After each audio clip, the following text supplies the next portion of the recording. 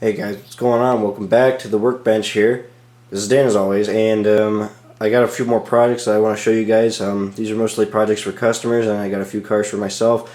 I've been adding a little bit to my collection, just a little bit at a time, and I've invested in a few new pieces of rolling stock and finished up some locomotive projects. So we'll go ahead and get right into this. I've been working on some of the CSX locomotives, as I showed a while back. Some of those early GP units that I showed, like that Conrail GP15, that CSX GP40 I did. The guy that sent those to me also sent me this SD40 Mac, which I'll go ahead and pull on here, which was number 789, Spirit of Nashville. And basically this was a project that I had to strip and renumber to 789. I forget the original number. I'd have to watch the old video again, but this ended up being quite more of a project than I thought it would be, because not only did I have to strip all this down and repaint a few things and add a lot of the detail parts, but I realized that the locomotive itself did not include the grab irons. So that ended up throwing a real monkey wrench into my plan, so I ended up having to basically acquire a lot more extra grab irons from some other sources to finish this model off. So I was lucky though. I had an SD90 Mac project that I did about a year ago where I custom painted one, and I actually had a whole box full of extra handrail sets that I was able to use for this particular locomotive. Since the SD90 Mac and the 80 Mac parts are pretty similar, I was able to add them to the SD70 Mac here, and they worked out just fine. So I was able to add most of the grab irons to the front there, and then the windshield wipers are a second-hand detail part from Detail Associates, so I had to add those as well. The hardest part here was the back end, because all the grab irons, I didn't have any of the grab irons for the back end, so I actually had to hand form all of those and install them and paint them from brass. So that was a little bit more time consuming than I expected, but those are done and out of the way. So all the detail parts are applied. Most of them are second-hand detail parts. The coupler bars are stock Kato parts. So again, those are from an SD90 Mac, and they fit right on the 70 Mac, which I was really lucky on that too. So once I did all the patching and everything like that, I was just able to weather it. As you can see, I got all the weathering on it done, painted the wheel faces and all that as always. So it looks pretty good. Of course, darkened the grills and then just weathered it according to these prototype photos here. You can see I got a few of them. And what's nice about working for this particular guy is that he's very detailed with his descriptions of what he wants done with it. So you can see he always specifies what he wants done on these models, so it's always kind of helpful. But I was just able to weather it off of the photos. You can see got it pretty dirty. You can see it's had a few years of service now, so it's got all the exhaust on the roof and all that, and it's looking pretty grimy, but it's still, you know, relatively clean at the same time. So that came out pretty good though. Added the couplers to it. The only thing I need to do it now is clean the wheels off and then box it up and send it back out with some all the other locomotives. So there's the Spirit of Nashville, number 789. Glad that's done. Hope you guys like that. You guys can be the judge of how you like that, if you like it or not. So I think it looks pretty good though, and I think he'll like it as well. So we'll go ahead and set that aside.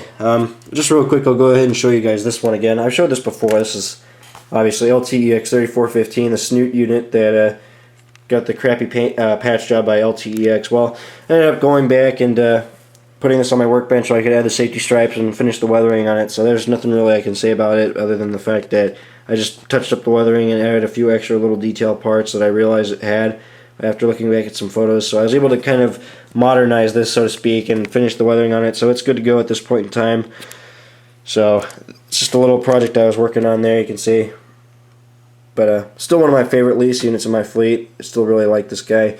This is the Kato SD40's, obviously, that I did. The videos, you can see the video when I originally did this project. You can see that it's a few videos back in my update vid collection, so you guys can look that up if you want. But still one of my favorite lease units. That's been on my bench there for a while. I was just working on that, so yeah, getting it updated.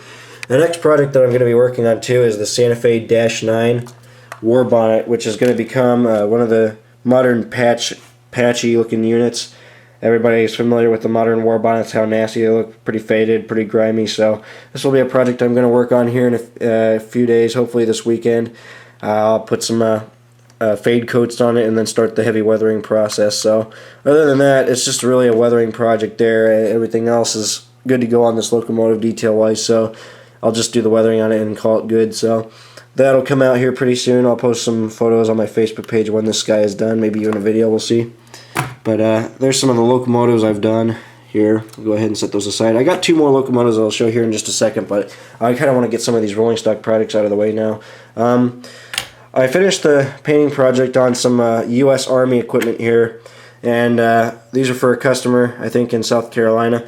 Anyways, these are U.S. Air Force boxcars. You can see I custom painted these. These are some old Athearn kits. Custom painted them, decaled them, as you can see.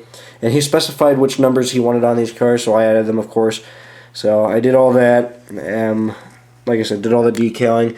And he did a very, very minor weathering. We modeled these as brand new cars. You can see they have a slight gloss to them. And I just weathered up the couplers and trucks, and that was it. But these boxcars will be going back here pretty soon. I just got to box them up and send them back off. But I think they look pretty good. He also, you might remember this tank car because this is one I didn't know what to do with. Well, long story short, the guy that ordered these boxcars for me also ordered this to have this tank car done. He went ahead and just bought this tank car off of me, and I went ahead and custom painted it for a DODX car. So that looks pretty good. Pretty simple decaling and weathering on these. There's not really much to say. These are an early car from the 1980s, so I think maybe even a little later than that. I'm not sure the exact date on it, but just painted it and weathered it according to photos. So that came up pretty good. So these will be going back here pretty soon. I'll mill these out the same week I do the SD40 Mac and all those other locomotives. So I think those look pretty good. I think I'm happy with them. So now some projects I have here too. I've been working on some rolling stock that I've gotten for my collection, and you can see I got a pair of LPG tank cars. These are the Athearn RTR line, fairly modern cars here. You can see they look pretty good. These are the UTX cars. I got 950246 and 950306, and pretty much I just weathered these off of prototype photos, and in the photos they pretty much look the same. There's a few subtle differences in between the two in terms of weathering, but for the most part they still look about the same. I did add the safety stripes to them and then just weather them up, so not too much to say there besides just weathering them. I think both of them came out pretty good though. You can see got all the kick up and all that, of course, all the nice weathering there. And then I got this one here. Let's see, pretty much about the same. I think they came out pretty good though. So did a few rust spots on this one. According to prototype photos I did that, so I think that looks pretty good too. But there's some LPG cars that I just did, and hopefully I can buy some more of these here pretty soon and wrap up my LPG buying fleet, so that way I'll have a good modern fleet of these cars. This guy here in the back here, I know I've shown this before, but this is one of the Procore cars. I recently just updated this one. I did some further patching on it and finished the weathering on it, and added the metal wheels and a little bit more weight to the car, so this one's ready to go. This had a sister car, but I ended up selling this one on my Facebook page, and that has a new home now, so I only decided to keep one of these Walthers cars. The only thing I still got to do to it is add the shelf couplers, which I'll get to here actually a little later on. So not much to say here, just an update on weathering. I did add a few rust spots to it as well, so that came out pretty good. Nice modern grimy old Procore car, so it looks pretty good. I like it. Now another car I got here recently, I went to a hobby shop in Columbus and picked up a few cars, and I got this Union Pacific box car here. This is one of the older Athearn cars. It's been modernized in the RTR fleet with the metal wheels and couplers, and I just weathered this one off of some photos of a sister car. I just added the safety stripes, grinded it up a bit, especially around the door. You can see all the patchy rust and stuff around the door. Added the graffiti and all that, of course. On this side you got a little bit more graffiti as well, so it looks pretty good. The roof on this car especially came out really good. You can see it's got the shiny metal, but then basically the areas where the beams are on connecting the rivets and all that together, it's all rusted and grimy, so you can see that came out pretty good. But there's my UP box car that I've been working on, so it looks pretty good. There's the kick up on the ends. Nice box car though, it looks pretty good.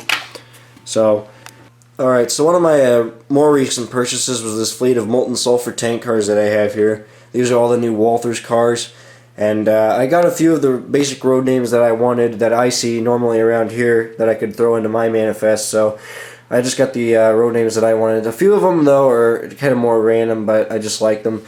So we'll go ahead and start with these guys here. I got a pair of the TASX cars here, the Transrail cars. You can see I just weathered them according to prototype photos, dulled them down to take away that real glossy sheen they have, and then just weathered them and added the safety stripes and all that. So all that's done. I also added the shelf couplers to them as well. All of them have the shelf couplers now, and they're all ready to go. I also added the sulfur spill, of course, to the top of around the hatch. Pretty common on these cars. They usually have a lot of spillage, you see. Just like the acid cars, you get a lot of that sulfur spillage on the top of the hatch there. So, and then it runs down the side of the car. So there's the first car.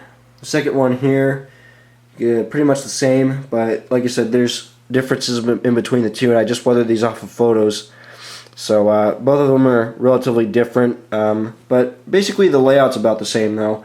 Added the safety stripes to this one as well, and all the graffiti, and well, not the graffiti. I don't think this one had the graffiti. I think that was the other one, but pretty well weathered up. You can see again the sulfur spill at the top, safety stripes and all that. Now this one, these are some popular ones here. The yellow cars usually get pretty heavily weathered, and they get this orangish sheen, kind of a haze at the top of the car. And then you got a lot of rust and stuff at the top of the hatch. So I just weathered this one according to prototype photos. Added the safety stripes and kind of made it look like maybe they power washed some of these stencils off so that they could be more eligible. You can see I weathered it up. You can see that nice dull orange rust color that I did on this car. I think that looks really nice. I did that with some powder effects, and then just really went over the side of the car. It was pretty time consuming, but I think it looks pretty good. So there's the first yellow GATX sulfur car I have. The next one is a TGOX car, and you can see this one's covered in graffiti, and I added the safety stripes to it. Relatively clean though. You got a little sulfur spillage, the trucks are weathered, and all the basic stuff there. New couplers and everything, safety stripes. On the end there you got a face of some sort. Someone painted a face on there. I thought that was pretty cool. So I added that to the model, as you can see. Really cool. So there's the TGOX sulfur car I have. Now the last yellow sulfur car I have is a TILX car, and this one is almost about the same, and there's a lot of subtle variations between them, but this one you don't see the extreme hue on the top compared to this one where the orange comes all the way down about halfway to the sill of the car.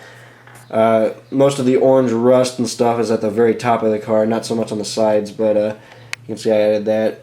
I just did all the grime on the underbody, added the new couplers, safety stripes and all that. You can see the heavy corrosion around the hatch, and you get a little sulfur spill as well. So that looks pretty good.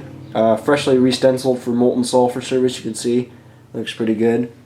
So I really like those cars. And then these last ones are some oddballs, moreover. I got an SALX car, and you can see this one has been lightly weathered, and you get the extreme sulfur spillage on the top there. You can see it's just splattered all over the place, and it's just dripping down the side of the car. I think that looks pretty good. New couplers on this one and the safety stripes as well.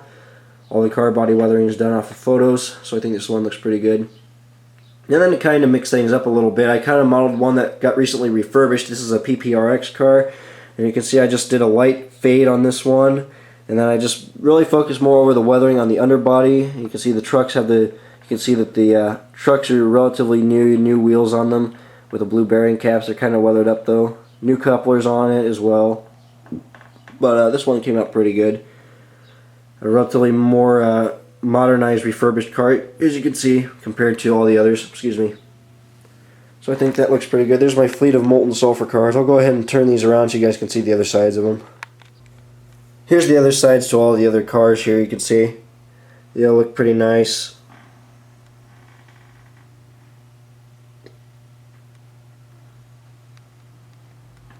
But that's my fleet of sulfur cars right there, so we'll go ahead and move on to some other projects here that I have. We'll go ahead and finish off with locomotives. Alright, so I'm going to go ahead and finish off this update video with showing you guys my completed locomotive projects that I showed in the last video when they were in the stage of demolition and rebuilding. The first locomotive I completed is HLCX 6300, which is one of the former Motive Power Industries SD40 M-2s that HLCX acquired. This one is still in service with CSX currently. I think it's in the Ohio area right now. I know it's been floating around lately, but with this one I obviously had to strip it, repaint it, and I had all the appropriate details. So you can see I did all the decaling on it and added all the appropriate decals and everything like that to it. And you can see it looks pretty good. There's the trucks on this guy, fuel tank, safety striping on the sills of course. And on the HLCX logo, I did a custom HLCX logo and then painted it yellow, because on the HLCX 6300 what they did was they just basically hand painted an HLCX logo on both sides of the high hood, which I thought was pretty interesting on this. So it's definitely a true Renner. I can see it's pretty beat up. As you look at the front of the locomotive, you can see you got the replacement all-weather door, which is a Cannon & Co. part, which I added to this model, so it looks pretty good. On the roof you got all the grab irons, the K5s up there, the antennas, all that's done. You can see the paint chipping around the window gaskets. That looks pretty good. Then on the nose here, the nose came out really good on this guy. You can see all the various paint chipping on the nose, all the patching, and then you can see the relatively ratty looking class light covers they did on this locomotive. You can see. I think those look really awesome. It's just primer gray, and you can see they're starting to rust. Did all the details on the front of the pilots. You can see I did the chevrons on the front pilots as well. They're just kind of rotting away now. You can see they're just rusting away. So that looks pretty good. And then as we move to this side of the locomotive, you can see we get all the appropriate detailing as well. All the fuel tank details are added. All the truck details are applied.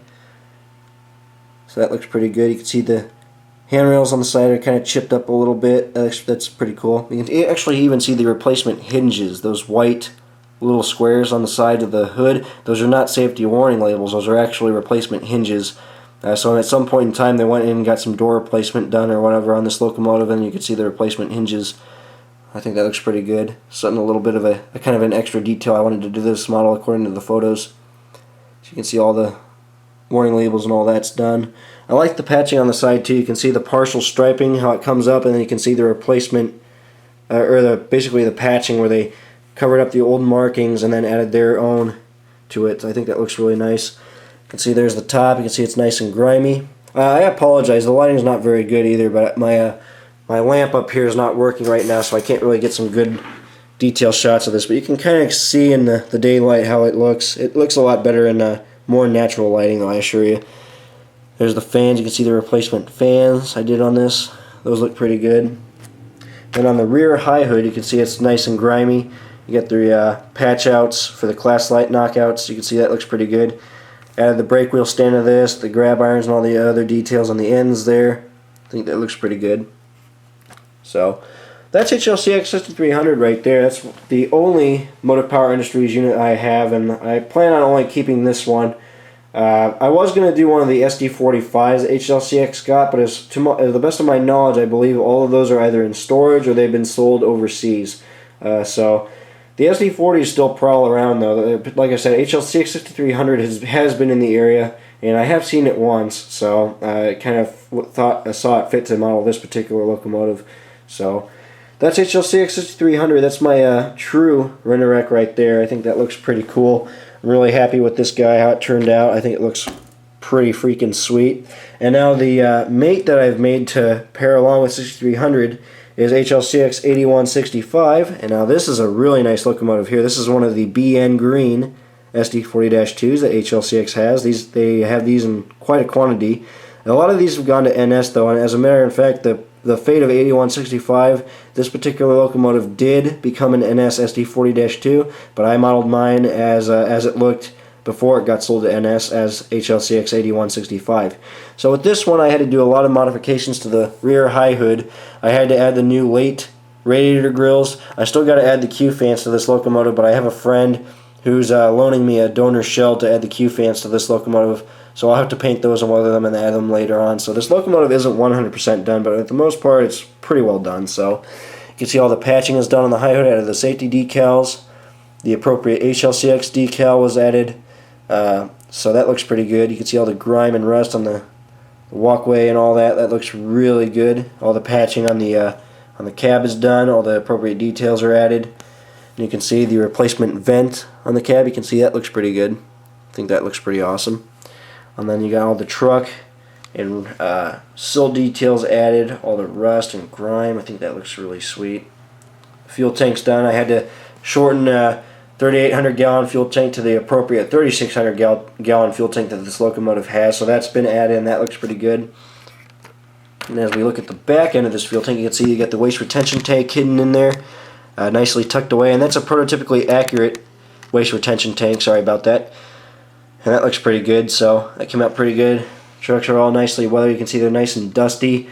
One of the miracle effects that you can create with those powders from MIG products. Really nice stuff there. The rear end of the high hood, you can see all the nice details are added. Added all those details.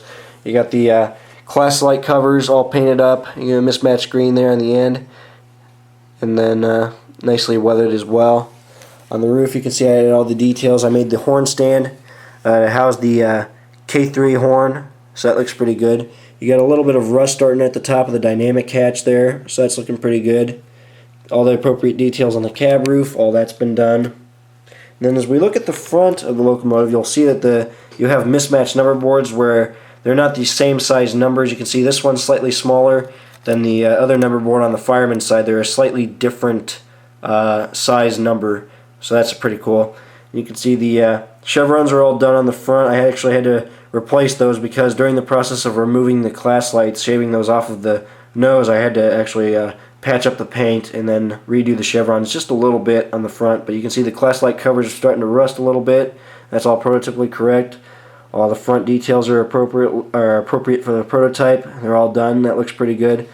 Ditch lights, MU cables, coupler bars, new couplers, the custom-made hoses and all that look pretty good. You can see the fireman's side doors all scratched up, all prototypically correct. Here's this side of the locomotive. You can see all that looks pretty good. So there's my lease units right there, guys. These I think came out especially nice. I'm really happy with these. So these will be working as a pair in mixed freight service or hauling coal trains around or whatever. But I think they look pretty nice, and I'm really happy with them. So that's pretty much all the products that I've been doing lately. That's pretty much all of them. So real quick, we'll go ahead and finish up the video with some stuff here. I've been selling a lot of rolling stock. I sold a few tank cars, and I got a few projects boxed up and ready to go here. Nothing much to say there. Another locomotive that I'll be working on here pretty soon, though, is this Union Pacific -9. As you can see here, I got to work on this too. Right now, it's got most of the parts stripped off, so I still got to add some of the detail parts to it and then do the weathering. But that's almost done there, so that'll hopefully be done soon. I will have some more projects coming on later on, though. I got a bunch of rolling stock coming in the mail, so hopefully I can get those shown to you guys here pretty soon. But like I said, that pretty much gets us up to date here on all the projects I've been doing. So until the next video, thanks for watching, guys. Hope you enjoyed.